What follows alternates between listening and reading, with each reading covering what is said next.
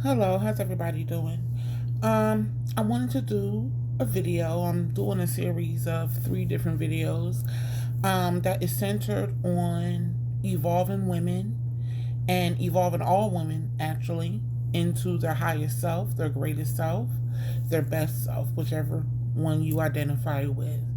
But I want to do a video talking about a sister code, three vows that we can make for ourselves and each other in order to evolve all women, in order to bring all women together under the common goal of advancing each other into our greatest self. So, the first vow I want to talk about is making a vow to not sleep with another woman's man. I had to make that the first vow because I believe the scarcity of good men, or at least women believing there's a scarcity of good men, has triggered many women to act out of desperation and act out of jealousy and even um, insecurities about her getting a man can fuel some deceitful actions against other women. Now, a lot of women will say, oh, well, it's really the man who's at fault. But I have seen plenty of women who identify as side chicks saying their intent was to hurt the girlfriend or the baby mama or the wife. I had shared on Facebook a woman who said, um, the peen is the best when his baby mama's at home crying. So there are some women who get a kick out of hurting the other woman. And not only that, but even if you don't get a kick out of hurting the other woman, you know you are hurting the other woman. So why would you want to participate in bringing that woman down or hurting that woman with the man?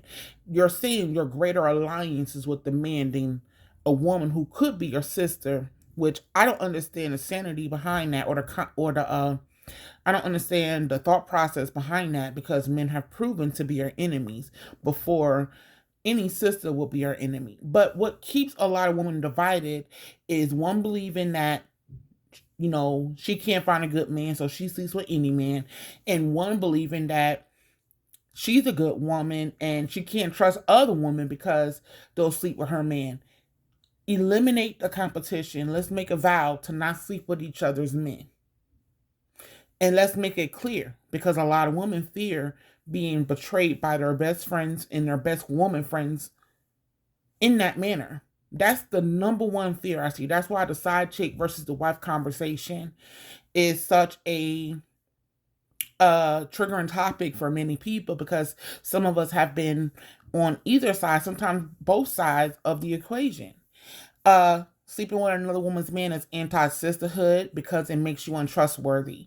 If you could take a woman's man, you can take her money, you can take her whole life. Like, really, a lot of women covet women's men because she feels like she can't be as awesome as that woman, and she feels like to get as close to being her as possible is to have something that she values, which a lot of women value their men, right? And not only that, but it's the number one fear of betrayal from another woman. Because the men are so easy. You don't gotta, it's not that hard to get the average man to cheat on his wife. So a lot of women already don't trust him, but she should be able to trust you. Um, and making the vow to not sleep with another woman's man builds trust amongst us all. The next vow, I share ways for my sisters to succeed. I repeat that again. I share ways for my sisters to succeed. That helps us to overcome the lack mentality. Just like I said, where people believing there's a shortage of good men, that lack mentality creates desperation and deceitful behavior. So does believing there's not enough resources or enough gains or enough money or opportunities for all of us. So um, believing that there's not enough decrease I'm sorry makes many behaviors more deceitful and makes women a lot more desperate.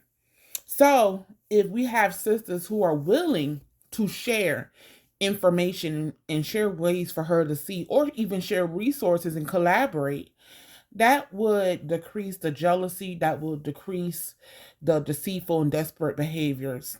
There's enough for all of us to win. There's enough for all of us to win. And we have to truly believe that. We have to truly believe that it's enough for all of us to win. That's going to help us come together and build trust amongst each other. Invest in each other. If you know a woman has some really bright ideas or has some really knowledgeable information, has some really good information that can increase your knowledge and increase your level of success, invest in her because she's paid for that information. She's made sacrifices for that information. So invest in her.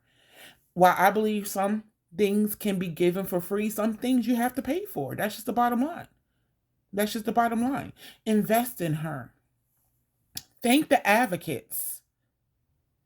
Thank the advocates. Let's provide a village for the women who are putting themselves on the line.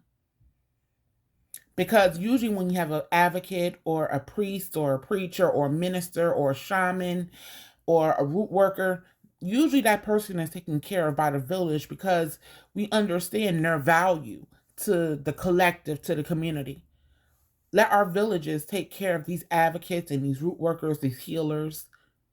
Let the village take care of these people and each other. And not only that, but believing that there's enough for all of us destroys jealousy. So we don't have to feel like we have to copy this woman or copy that one because we have a blueprint or a map in order to bring our own successful ideas into fruition and maximize on our potential.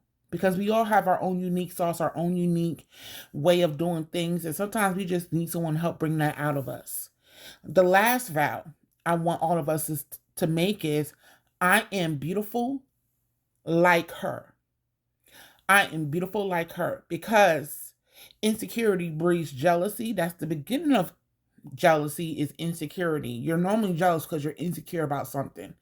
And for a lot of women, they're insecure about their looks and whether they find themselves beautiful or not, or if they find themselves beautiful. So let's try to destroy jealousy because destroying jealousy builds sisterhood and jealousy destroys sisterhood. So let's try to destroy the jealousy by believing in our own beauty. If you're having a trouble with believing in your own beauty, go to therapy, get some coaching, get the help you need in order for you to accept how you look, what you bring to the table, how intelligent you are, even activate your inner power and inner strength. Go to therapy and go to coach and check yourself before you go out there and destroy another woman with your insecurities and your jealousy and your hate. So make a vow. I am beautiful like her. And for sisters who know a sister is struggling with her beauty, compliment her. Give her compliments on her beauty. Keep hyping her up. Hype your sister up. But, Black women, we're good for that, right? We're good for hyping each other up. So I don't think I have to say that to too many people. Keep them squares up out your circle. If you know a sister's on some janky or some weirdo shit, keep her out of your circle. Put her in timeout if she can't play fair. Put her in timeout if she can't get along with the group or the collective, or she's being messy and causing drama and disruption within the circle. Keep them squares out the circle. So that's so let me go over it again. The vows are I'm not going to sleep with another woman's man. I share ways for my sisters to succeed, and I am beautiful like her. Keep them squares out the circle. Let's build sisterhood. Let's evolve all women. Have a good night.